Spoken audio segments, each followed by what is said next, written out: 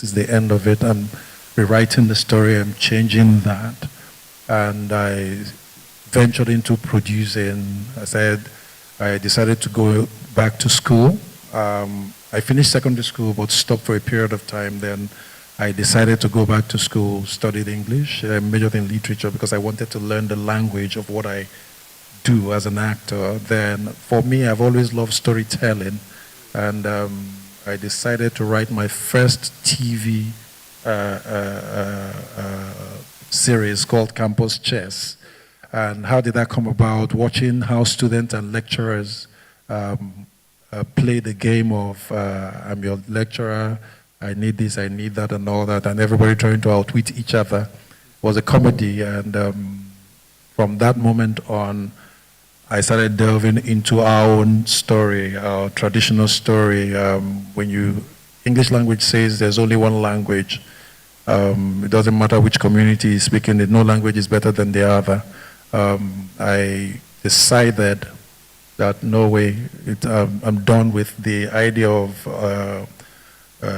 acculturating our children to paying or studying other people's language, while we say our own language is vernacular. Language is given to a community for communication. If you want to understand what they're saying, you just have to put the effort to understand it or learn it, which has to do with you reading books also and going to school. So I decided to start telling our own story, epic stories. I started with Isaleko, where I partnered with Duke of Shomolu Production. Isaleko, the story of Lagos, how the Benins came to Lagos with the Aworis being the first settlers here, and the bond between the Benin and the the Lagos kings, having to find out that all the kings from that time were buried in Benin up until the last, which was Oba Eshinlokun, who was on the itinerant son, Idewo Julari, that stopped. So I went on again, I wrote another play, Muta, I wrote another one, Oba Eshugbai. I started finding that this is a niche for me. If we don't tell our story, no one else will tell it. And if we leave the Western world to tell our story, they will do what they want to do with it. Yes. And that actually gave birth to what I do today. And it's not suffering, I'm enjoying it. And it's paying off, actually. I love it. I love it. Thank you very much for that. Thank you very much. Please. Yes. Thank you. For me, I feel like art is inborn. I have always found myself doing art from when I was really, really little. I remember at class 6, I represented my school in art competitions and all of that. And however, in secondary school, we're like 12 of us in the art class in SS1. And when I finished school, I was like the only student in the arts department. I did my exams, my WAEC and all of that all by myself. And after school, I don't know, I was a bit distracted because a lot of my family members, I have a lot of lawyers in my family, and they were, in a way, they had to convince me to do law, and I did law. I did law for a year, and I realized I was just struggling. And I just made that decision that I wasn't going to do the law anymore. I want to really study art, and I've not regretted studying art ever since. I've always enjoyed the grace I find in art. I've done a lot of projects that on my own, I maybe wouldn't have done it, but I just feel like it's the grace of God that has brought me this far, and I do not regret doing what I'm passionate about. Thank you very much. That is beautiful. Thank you very much. So, Daniel. For me, I grew up in a village in Edo State. The only thing that was an escape for me was television. I was equally an artist. I used to draw comics of films I watched, try to sell them to my classmates. But, as much as it was a village, it was a school, a town called Ekpoma, if anybody knows Ekpoma. My mom was a teacher. I went to the demonstration, and which was primarily kids of lecturers, very scholastic setup. So art wasn't necessarily seen as something that you could do that was sustainable. So I really struggled with my identity because I was an artist. I've always been an artist. I consciously decided I wanted to be a filmmaker when I was 13. I had seen a series of Steven Spielberg movies, and I saw how one individual could come up with different styles of storytelling and how it impacted me as a 13-year-old kid. And I said, I want that feeling. I want to be able to express that feeling to people that I don't know, because I grew up in a small town. And, you know, like she said, you know, you get distracted because I grew up in that kind of environment. So it wasn't like I couldn't say I could be an artist. Even when I liked literature and all that, I still had to go and study a course which I really struggled with, economics. And the only reason I read economics was because it had something to do with maths, and, you know, you were kind of seen as a scholastic person to study such, but I really struggled. And in my third year, I made that mental decision that I was going to study film. So when I finished, when I managed to finish economics, I walked up to my mom. She said, what do I want to do with my life? I said, I want to do film, but I want to start with a film school because I knew that was the only way they were going to let me go. And I never really knew the concept of Nollywood until my final year in film school, because I always wanted to be one of those foreign filmmakers. I wanted to make foreign movies and all that stuff, even if Nollywood was there. But in my household, it wasn't like a primary thing to watch Nollywood. We were more cable-oriented, Mnet, and all that. My dad worked in a company at the time. It was an international company where it was a foreign company, so they had to have different channels for the foreign nationals. So because we lived in the same estate, every home was connected to all the stations. So you could find me at 2 a.m. watching a Belgian channel where I don't know what they are talking about, but I'm just watching it. And I became very enamored with visuals, visual storytelling. I could really relate with how these stories were unfolding without even understanding the language. So that was why very early on I knew that I could really impact by being a visual storyteller. And I actually struggled with books. So when they said books and craft, I said, God, please, let them not. I really struggled with books. I was more of a visual-oriented person. So when I got into the grind of film school, it started becoming clear to me in my final year that, because I had a lecturer who came in one day and said, do you guys really know about Nollywood? And we're like, no, who wants to do Nollywood? And I was like, but that's where you guys are going to end up. Like, you have to know about it.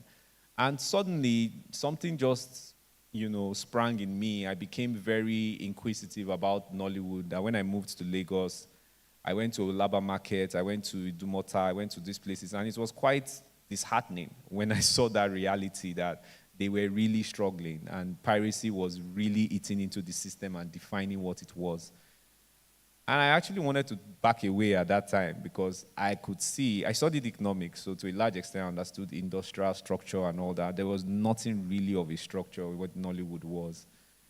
And all that was very frustrating. But I wanted to be a filmmaker. And the more I read about filmmaking, the more I studied other filmmakers I admired, I understood that suffering is their middle name. Yeah. I understood that there's a time and season for everything, and there's a time of waiting, and there's a time of disappointment, and there's a time of success, and you just have to accept it, you know, whereby whatever it is, that whatever season you find yourself, you just bask in it and enjoy it with the same equanimity when you are succeeding. So suffering for me is part of it. It's part of life. We can't be in denial of the realities of life. So whether you're an artist or a doctor or whatever you choose to become in this life, you will go through phases of suffering, you know. So it's just that we are now in an environment where we see things and people have the independence or the liberty to post when they succeed as against when they suffer. And that's like when you open your Instagram or anything, it's everybody posting their success and nobody actually posting about their suffering. So there's now a kind of misconception that suffering is an anomaly. It's not. It's a reality. It's part of the whole human existence. So for me, suffering is my middle name, and I wear it proudly. Thank you so much. Thank you so much. Quick one before we go to Nneka. There's something you said here, and it's also something I just want to point out to everyone here about how you grew up watching foreign films that you did not even understand the language, And it's funny because I feel a bunch of us here who are old enough, I don't know if we have Gen Zs in the house, do we? Gen Zs in the house? Come on, put your hand down. Okay, we have Gen Zs in the house. There used to be a time when I think it was a thing to come together and watch like Indian films, a season like that. And none of us knew what they were saying. But the fact that we could understand human emotions, you could understand human expressions, we got to storylines. And you see your uncle or your auntie that doesn't understand, oh, Baba, why are you letting you? Oh, Baba, why are you? You're like, auntie, how do you know? But we could connect with the essence of humanity within the story. So that is so beautiful. Ineka, please, why? I really connected with the last two speakers when they were telling stories about how they chose this path of creativity, because sometimes the path chooses you. You don't choose the path. For someone like me, I've always been a daydreamer. I'm still a daydreamer. I'll always be one. So it was just, floating on those seas of dreams and finding yourself taken to a shore. And then there's this island that you have to discover. And for me, it was just a place where I could share my dreams with everybody else in a universal language. You know how they say a smile is the same in every language, a hug is the same in every language. Dreaming is also the same in every language. And I went to a demonstration secondary school as well, where, to be honest, they literally choke you with scholastic achievements. And all my teachers were asking, in fact, there was a contingent of teachers that came to the house to talk to my father and say, oh, I don't know why your daughter is the only one in French class. What is she going to do with this French? Blah, blah, blah, and all of that. So after school, I filled my JAMB form, theater arts, and my mother went into prayer and deliverance session. No, my daughter is not going to be an actor. What are you going to do? And so my father, who was the more understanding one, came to my room and said, so that your mother doesn't have a heart attack, what's the next best thing you would like to do? And so I went on to study French. But even as I was studying French, what they didn't know was all my elective courses were in theater arts. So I still remained connected to that thing that I loved, and that thing that, the place where I found that my essence bubbled up to its, maximum. And so after school, distraction, I went to work in the bank. I mean, what am I doing there? But eventually, somehow, fate caused me to meet a couple of creatives when I moved to Lagos. I wrote my first screenplay with no other teacher but Google University. And so, wrote that first screenplay. And it wasn't before long, a couple of my friends said, oh, you're a people person, people connect with you, people like when you're, I worked with William so many times. And they say, oh, you make it easy, this filmmaking thing, this set life, you make it easy for people. And so I, went off into producing, and the rest is history. But the thing I just wanted to say, as in the bottom line, is let the path choose you. That's just the best way. It makes it easier. It makes the pain sweeter. It makes you understand the pain. It makes you learn that when that pain comes, you need to sit with it and let it redirect you or channel you to where you should be going. Thank you very much. That is beautiful. Tu parles français? Hein? Ooh, tu parles français? Thank you very much. Well, I would also like to answer this question about, you said the path choosing you, and I agree to that. Hello, Corex. I'm here. Oh! Hi. Oh! I'm here. Oh! Like, I just had to remind you. Please. Like, I thought that's what was going here. I was totally sitting there in the back. They said I should come on stage. Aisha, one musician. Please go on, Aisha. Okay, so what was the question? So why did you choose? Why did you choose this suffering, this creative suffering? But it's not suffering, is it? What makes you call it suffering? I feel we all choose the kind of things we want to do, and in them, they have their own degree of suffering. You can't say, oh, I want to be a dancer, and you don't exercise, you don't work on your flexibility. There are pains attached to anything. Correct. Mama, answer the question. Bobo Insta blog comment section, he forming different perspective. Answer the question. Okay, so Corex is a therapist and I'm a therapist, so that's what we're doing. We're doing therapy session here. But I would say that I do not see it as suffering because it's sort of like a part of me. Creativity wasn't something, I won't say that I defined it and said, oh, I want to be a creative. I think that it just came with ideation, and I think up ideas per second. And like my brother said earlier, I get bored easily. And so for me, it's always about how do I create the fun for myself first. So maybe let's say selfish. But then there is also the part of being a humanity person. Like I'm big on impact. So it was then, how do I create solutions to the challenges that we're experiencing as humans? And if you grew up in the house where I grew up in, you always have to be busy. So being busy meant that you had to do something productive for me. And so being productive, it's like, when you look at world problems, my dad will say, how can you say you don't have anything to do? How can you say you don't have anything to do in all the things that there is to do in this life?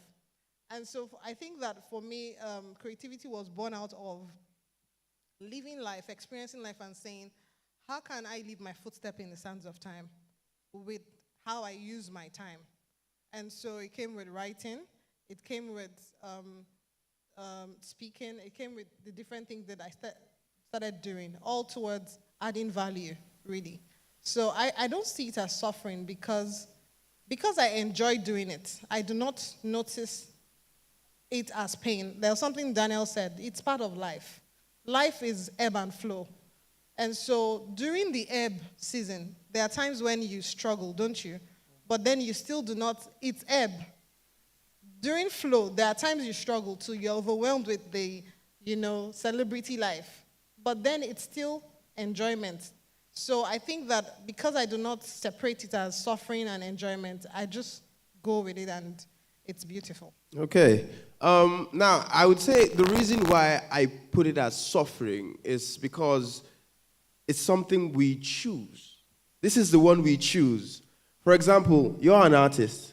To someone who is a born footballer, this is something that is stressful to me. But to you, you choose it. So to him, it's a displeasurable suffering. But you choose that thing. So I feel like suffering is part of the process of what we want to do as creatives. To answer this question myself, I can remember when I used to work for an insurance company, because it's funny. Yeah, I went into insurance. I don't know what I was doing there. And I was working there, and every time clients call, I would always answer the phone as a different person. So, and this is me just trying out characters. I'm like, hello, Alpha. Okay, who are you trying to... Next thing, hi, how you doing? Good afternoon. And they're like, sorry, who is working on this table? And I just realized that for me, the art didn't want to leave me alone. In as much as I tried to chase other things to try and pay the bills, the arts did not leave you. Like you said, the art chooses you and it's there. Regardless of what you're doing that is even making you money, there's still that something there. When you see someone who's doing something that you love, like, I can do this. If they only did it like this. And it has been like that for me. And that's why I'm currently doing what I'm doing, because I know the arts would not leave me alone. So to one of my next agendas here, we are all different creatives. We have poets, even from her talking, you can tell she's a poet, the way she phrases her words. Poets, producers, artists, actors, writers, and a man of many talents. He's a rapper, he's an OAP. Sorry, I'm very sorry. So we are all creatives, but there seems to be this divide amongst creatives. And yes, by virtue of the mediums we choose to express our creativity, that divide exists. But I want to know, is there a middle ground where all our creativities get to mix for the progress of the creativity in general? Is there a middle ground? Okay. Hello.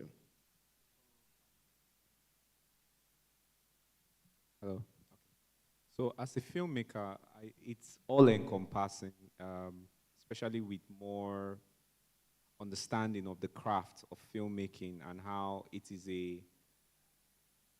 like a collage of every art form that has existed. You know, oral storytelling, oral expression, performance in itself, paintings, literature, whatever you have, music, dance. So for me, the more I delve into filmmaking and wanting to understand how to express myself through that medium, I see the need for me to have more understanding of all these other mediums and how they come together. I was telling a friend here that I was mentored by an art historian and a photojournalist in one person. And it was very overwhelming because, first of all, his knowledge of art history, be it in every form, be it from every culture, made me realize that art is like trying to decipher the history of mankind. It's just overwhelming, you know. But the beauty of it was you are seeing how the human race from its inception has always put down materials to express their journey and their evolution. And that's why film is such a powerful medium now. Film, media, social media, and all that, because we are literally documenting our experience. 1,000, 5,000 years ago, people, let me just say more than 5,000 years ago, people literally had to paint their experiences in caves, you know, before. Even a part of our history as Africans have been eroded because materials that we recorded those history were either taken away from us or time had its effect on it. You know what I mean?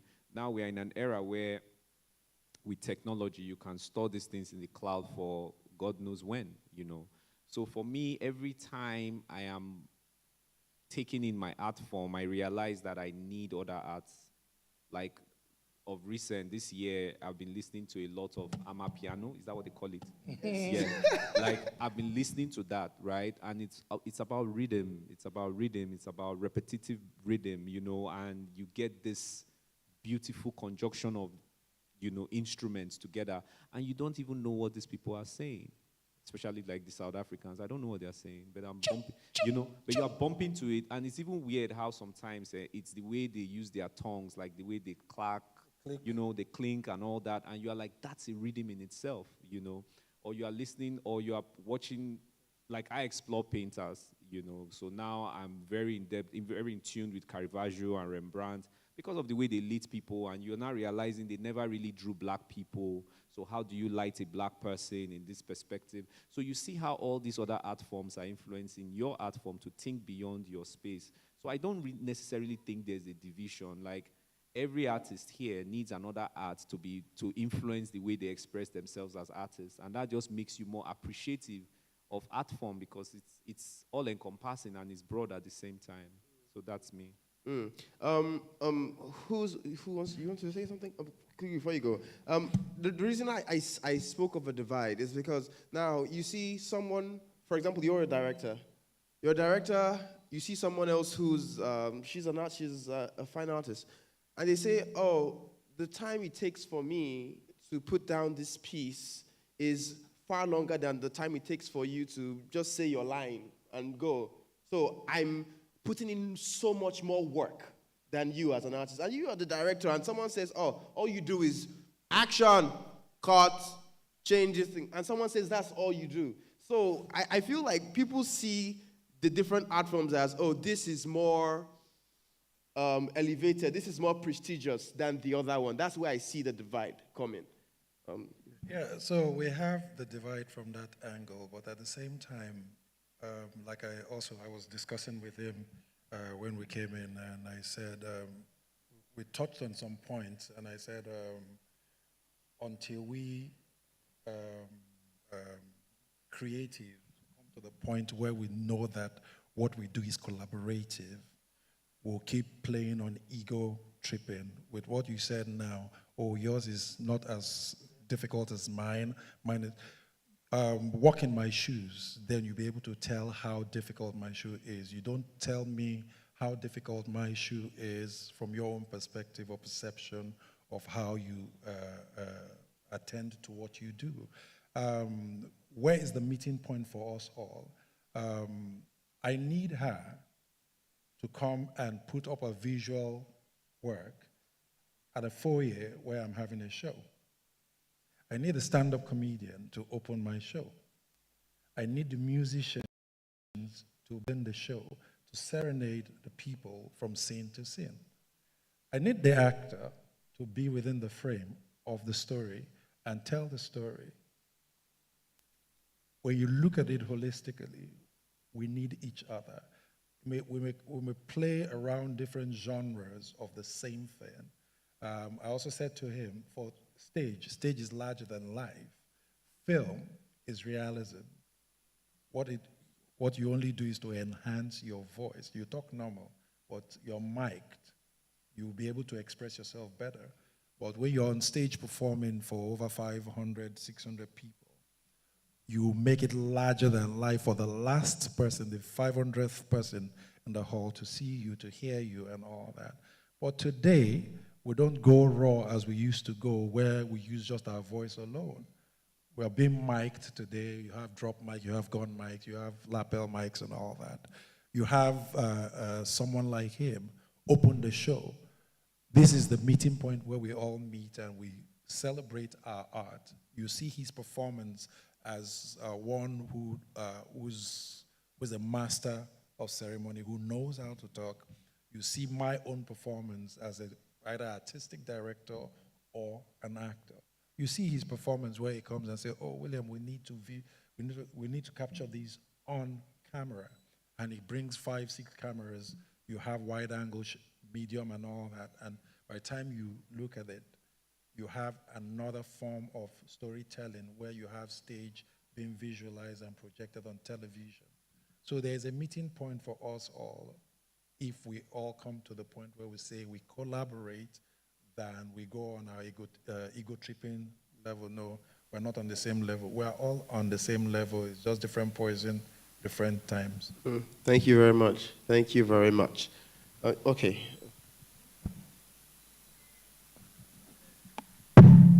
Hello. Just to add to what Williams and Daniel said, I think that nowadays collaboration is being thrown around like a buzzword. Like when I talk collaboration, then I'm cool.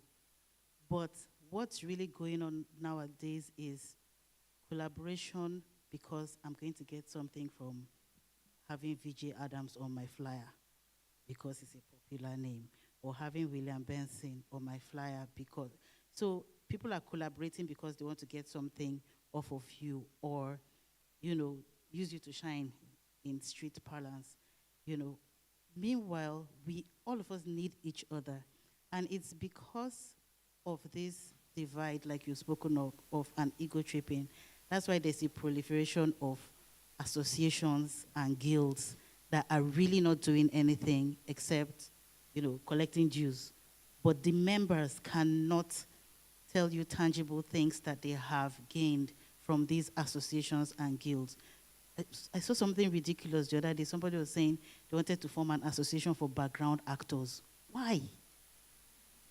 You're an actor, own it. It doesn't matter whether you're just there in the... If you've watched Game of Thrones, even the person standing in the crowd as an unnamed soldier, his expression has to be just right. If not, the mood in that scene is completely lost. So when you understand that, as long as the camera is going to be trained on you at any point in time, you're as important to the story as a William Benson that everybody knows his name. Then those divides will start to crumble. And then when you understand as a director that your coffee boy is just as important to getting your cast, your crew to stay awake and alert, you would, treat them differently. You will work together differently.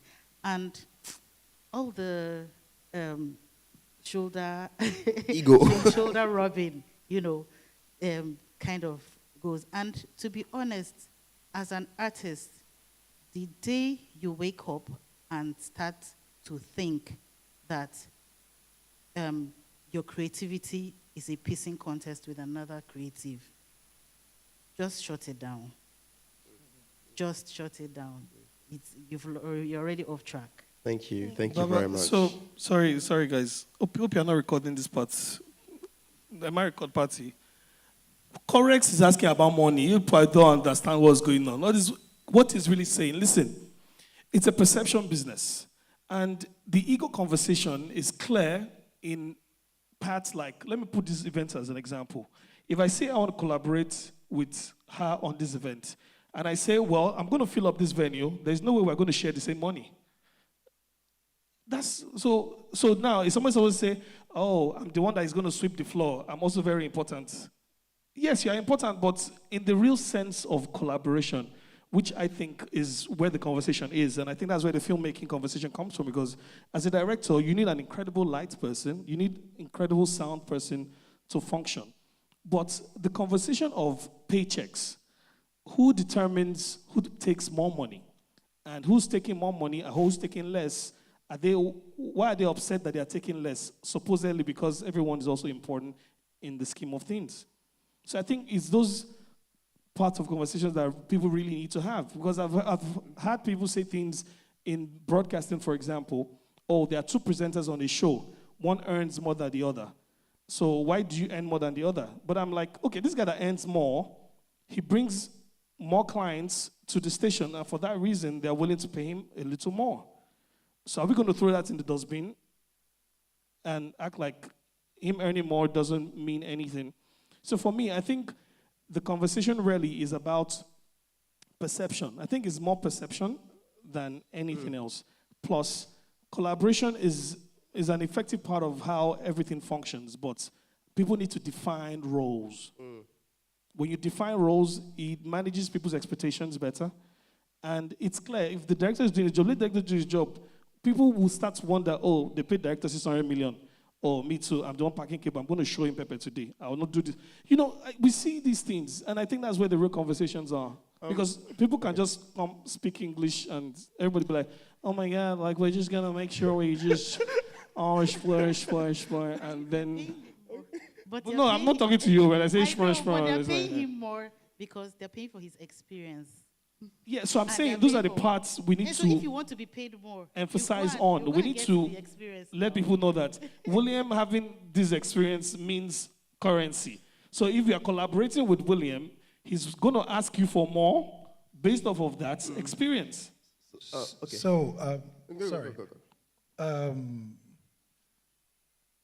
It's a norm in the industry, basically, that I don't have to know what you're paid. Collaboratively, we're all putting our hands together to make sure that the pot puree, whatever we're cooking, is well cooked. Your experience can span 30, your experience can span 50. You find different set of people. We definitely know that what you're earning is not what I'm earning. But the joy at what we do is what holds us still. And you have those within the frame still honing their skills, learning on the job. And you have those at the lower level, you say, the cleaners or whoever, everybody is collaborating. Everybody is making sure that you look good. No matter what their positions are, whether they are paid 1 naira, they are paid 2 naira, that is not the issue. The issue or the major point is we all come together to make something happen. And like I said earlier, the show that I did at the Muson Center, she came and displayed her work. You have audience come to see the show. I can tell her, oh, you can use the space for free, or I say, oh, pay X, Y, Z. But when people come and see the artwork and say, wow, I love this, how much is it? If she sells 10 of that, I give her space to sell her work. Or we're collaborating still. She makes the foyer looks beautiful for people to go, oh, wow, let's see what happens inside. Then they're coming out, the exchange card, she makes money there.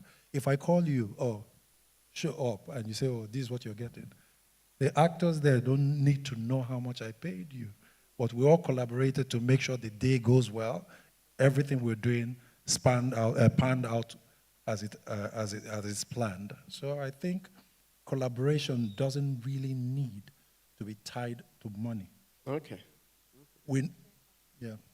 I think I just would like to add that it's also for creatives to understand that everybody is an important part of the process, and everybody's role is important. One thing I didn't see us touch on is the fact that there are times where literary creatives, and by that I mean writers, tend to think that they're superior to everybody else. There's this snobbish, stuck-up behavior where you're looking down and saying, what are they doing? They're not even working. We're the ones doing the work. And that's laughable. Like, I think when I went to film school, I reached out to my brother and I'm like, Omo, I didn't know that this your work is like, Omo, I don't think I want to be doing this kind of work. It's very stressful. Filmmaking is not for the faint-hearted. You want to do directing. You think it's just cut and action. You never holler. So I think that it's about time that creatives of different, genre understand that everybody's work is important. And the moment we remove that judgy, whatever ideologies you have, thinking you are the most important part of the process, the better it is for us to effectively collaborate. And the better it is for us to look beyond the pay. Because guess what? The director is doing a lot of work. You expect him to get a lot of money. The actor is ensuring that the script you wrote is being put to life in a good way. If he doesn't bring it to life, your script is rubbish. And nobody would know whether you wrote, who knows what is different between this script and that script. And so I'm just saying that it's important that we look beyond our roles, either literary or otherwise, and see that everybody's work is important. Okay, thank you. You mentioned something earlier, Nneka, and you spoke about experience. But I believe we would all agree when I say in the creative world, there's no yardstick to measure what someone is worth. There's no because you can say, oh, I've spent 30 years as a writer. It doesn't mean that a 12-year-old boy who writes a book tomorrow would not sell more copies than you. You can say, I've spent 12 years as an actor. It doesn't mean that your 12 years, you can't earn some more money than someone who's 50 years in the industry. So it's very, very, would we say unfair? That is the way the creative world is. So I want to ask now, would we say because the creative world has no standardized industry, there's no standardized pay for, once you have been, you spent 12 years in this industry, this is how much you're supposed to charge, or this is how much you can collect. Since we don't have any standardized industry like that or system, would we say the answer to this would be something called personal branding? Because from my experience, I realized the reason why a Jay-Z would want to come for your show or would pull more crowd for your show is because he's a Jay-Z. Or the reason why a Kanye West would say something and another person will say it, and people will go for a Kanye West's product is because he's Kanye West. So would we say personal branding is one cure to this lack of a standard industry rate? And I really want VJ Adams to speak to this when it comes to personal branding as a creative. Personal branding is an integral part of people's success when it comes to their remuneration. It's very clear. And like I said, it's a perception business. If you position your brand to be perceived as luxury, as big, you can obviously ask for more money. People escort people to parking lots to check the kind of cars they come in. This is the reality. So beyond emotions or how you feel or how you think it should be, that's what really happens. I've been to meetings where they say, let's see you off. You're seeing me off from 11th floor. Why? I know they literally wanted to check what kind of car you came in. So it's what happens. Whether or not people have gone ahead to succeed without all of those shenanigans, which is true, but the standard practice is it's perception. If you look like you can, if a movie star says, guarantee put only my picture on the banner, I'll fill up the cinema, and he does it, obviously he's going to charge more money. And obviously, executive producers are willing to pay him whatever he's asking for because it's almost guaranteed that it will sell. And that's what's going to happen across board. I've seen that happen in movies. Right now, YouTube is kind of like the mass market. And I'm hearing they're saying people are YouTube actors that guaranteed put his picture on the banner, is sure he go sell. Guaranteed 1 million, 2 million view standard. And they will show you like 10 movies. This is practical. This is real life. So personal branding is important because it's a perception business.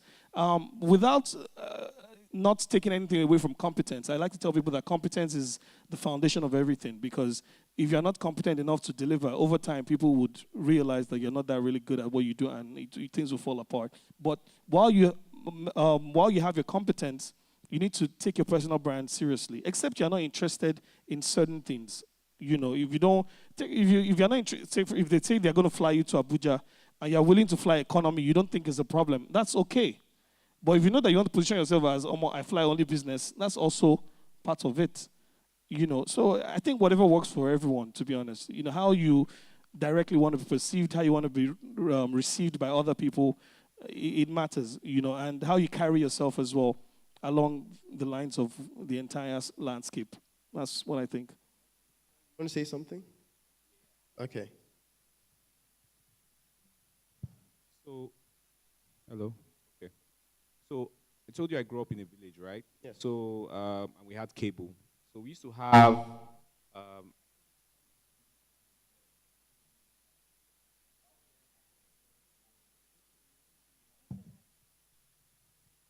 I think that was the first time I heard something called One Hit Wonder. Yeah, One Hit Wonder. So you had people like Adina Howard, right? These were musicians in the 90s, because I grew up in the 90s watching a lot of, you know, hip hop and all that stuff. And you have these musicians that will come, they will sing one very popular track, and that will be the end, literally, of their careers, right? But you speak about people like Jay-Z, right? Or Kanye West. There's the longevity factor, right? Talent can only take you somewhere, right? So we can't deny the fact that as creatives, we have to constantly evolve to remain relevant.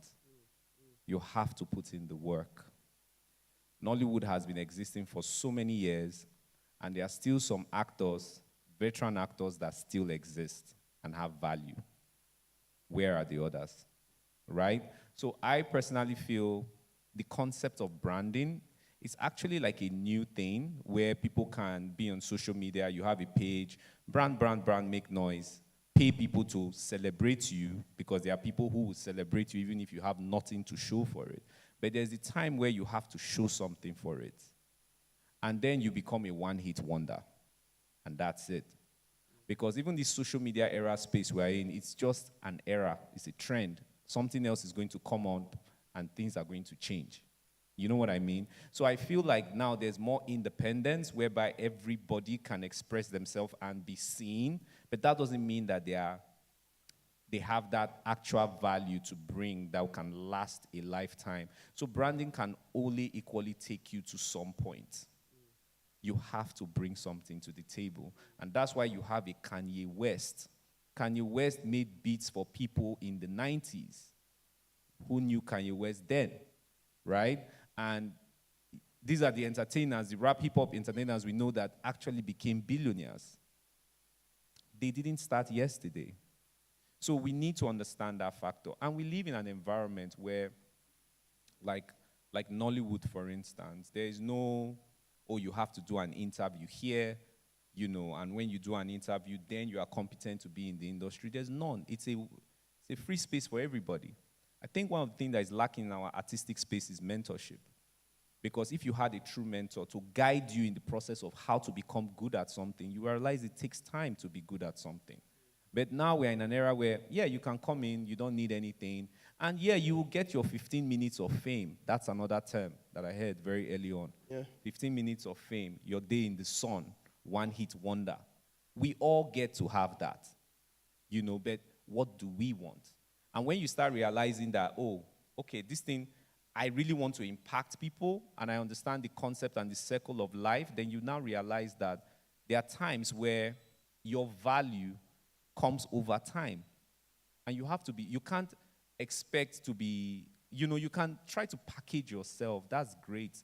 I just worked with Basketmouth. Basketmouth has been in the game for more than 30 years. I knew, at least when I was in university and all that, I knew when people used to hire him, you know, and he would come, he would do 1 hour at a time, and he was just a regular guy. He's not that regular anymore. He's something more. 30 years. We can't take that away, and we should be aware of that, that there's a lot of work to do to be actually, to get to that place where we claim we need value or we have value. That's what I feel. Thank you. Thank you so much for that. Because I also believe that you said something. So you want to say something? Oh, okay. Let me just make this point. You said something earlier where you spoke on social media, how people are able to see the best parts of other people's lives. And you don't get to see their struggles. You don't get to see it. So you see someone, boom, he's in this film, he's in that film, or this person is doing this, doing that. You don't know how long it took them to actually get there. So people see that and they're like, oh my God, it must be so quick. It must be so fast. You want to say something? I think we're both right. Either way we want to put it. It's quite an interesting dynamic. I'll use Alibaba as a typical example. I've known him for a long time, right from when he started. And one thing I always say to most of my actors is consistency. When you're consistent with what you do, say, have you seen a man diligent in his work? He will stand before kings. And diligence brings about consistency, your ability to focus on that thing you're doing, master the craft, understand the craft, and not just understanding the craft. You see Alibaba, when Alibaba started, people think, oh, Alibaba is the king of comedy and all that. But there was somebody before Alibaba called John Chukwu. Do you understand? And these were the mentors that Alibaba looked up to. John Chukwu used to work with the NTA there and cracks jokes and all that, as in he's a masterpiece on his own, but died in that era. And Alibaba became, and if you go and visit Alibaba, it shows you pictures of his time and all that, when he was doing stand-up comedy for free, when he wasn't collecting money. Some will even say, come and do something for me, and it will be on credit and all that. But he is consistent, and he didn't stay away from being relevant. As the time changes, he changed with it. As the moment changes, he changed with it. And you talk about personal branding. If you go call Alibaba today to come and do an MC in your program, if you don't have his money, he won't tell you he's not going to do it. He will only look for some younger stand-up comedian to stand in that can collect that. He has not disrespected you in any way. He's only telling you that if you can't afford him, I have somebody else who can do it at that rate and will still do it wonderfully well. And another thing he does is to back that person up and also support. You understand? So understanding branding and understanding your work ethos gives you a better stand in the industry. If you go after the money without understanding what gives the money, it will fail you in the long run. There were periods in Unilag and other places, LTV, he goes to, what he's earning today, if they told him then that he will earn it, he would doubt it a bit, but what he would tell you is, I know where I'm going, and I know what I'm looking out for, and I know where I want to get to. So, talking about how much you're paid and how you're not paid, what determines how much you're paid, I would say your value. What do you bring to the table? What you bring to the table matters. Understanding the environment where you operate in and how it operates. If you tie your value to personal branding and they see the value that you bring to the table, with your personal branding, it only brings you to a higher step beyond what value will get you at. And like Dan said, if you hold on to branding only, the time will come when they ask for value and you can't provide it, then it fails you. So having to find a center point where you pull both together and operate within that sphere, then you get what you want. Thank you. And you can determine that also. And another thing I would say when it comes to monetization, it comes to pricing, you can also determine how much you charge people in comparison to who is sponsoring. If I'm working for you now and I'm working for Daniel, if Netflix is sponsoring Daniel, if he says, oh, this is how much he's giving me, I'll tell him, no, this is how much I'm collecting. But if I know he's the one sponsoring you, and I know, Ibad as Ibad, maybe not 10M, now it is sponsor, I can't be charging you 5 million. I can't charge you, and me, I don't jump on any movie, no matter what it is. I select what I do, and if I tell you this is what I'm getting, I put all my value into it, that no matter how it is, if I get onto that project, I can never grumble, I can never talk down on what I'm being paid. And I can't tell any other person what I'm being paid because I've considered it that it may not be my value, but I look at other indices around it so that we can work progressively. Thank you. Thank you. Thank you for that. You want to say something? Yeah. Okay. I want to on the point of management, and I'm saying this for the sake of the visual artists in the house because it's a different ball game, kind of. And I realized that oftentimes artists would rather have representatives to be having a management.